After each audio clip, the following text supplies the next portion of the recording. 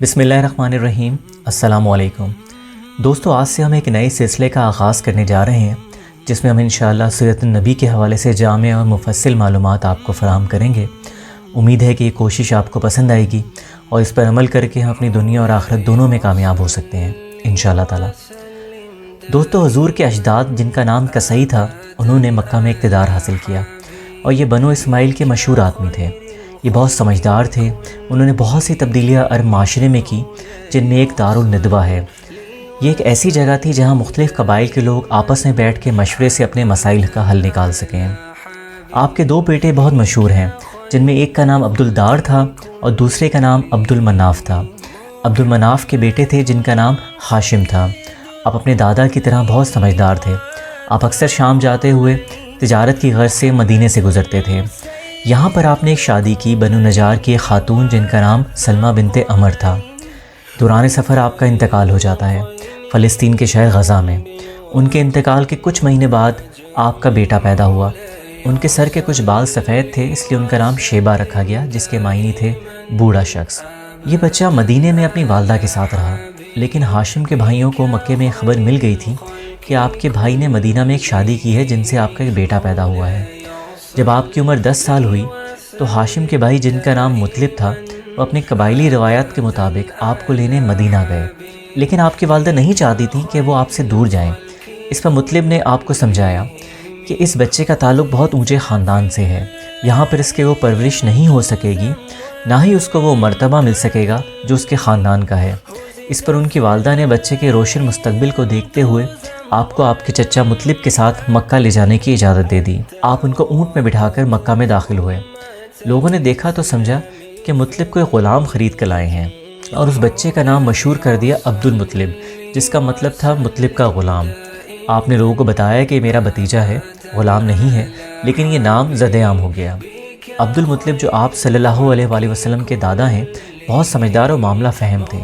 اپنی انہی خصوصیت کی وجہ سے قبیلے کی سربراہی آپ کو سونپ دی گئی۔ آپ سے منسوب کچھ واقعات بہت اہم ہیں جن کا ذکر بہت ضروری ہے، جن میں سے ایک زمزم کے کنویں کی دریافت ہے۔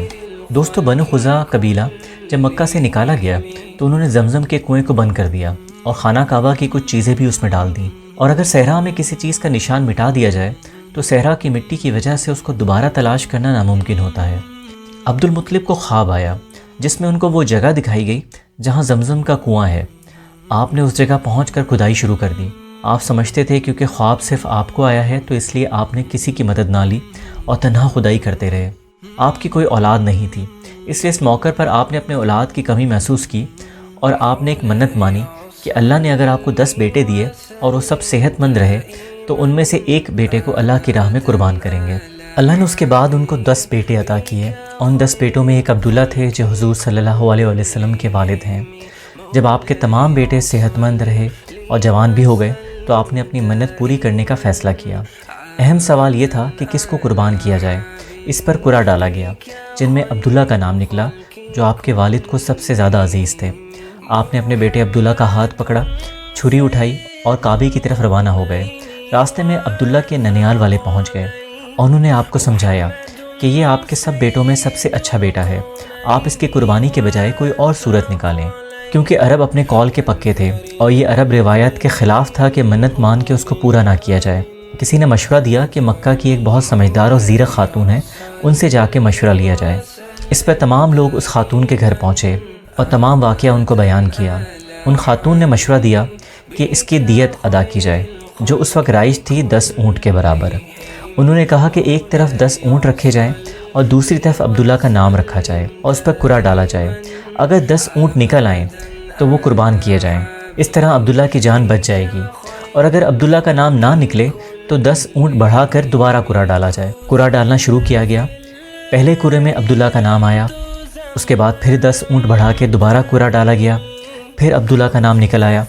اس طرح 10 دفعہ جب اونٹوں کی تعداد 100 ہو گئی تو پھر اونٹ کے نام کا قرعہ نکلا اور آپ کے والد صاحب نے 100 اونٹ ذبح کیے، اور اس کے بعد سے عربوں میں ایک جان کے بدلے 100 اونٹ مقرر ہو گئے، جس کو بعد میں اسلام نے بھی قائم رکھا۔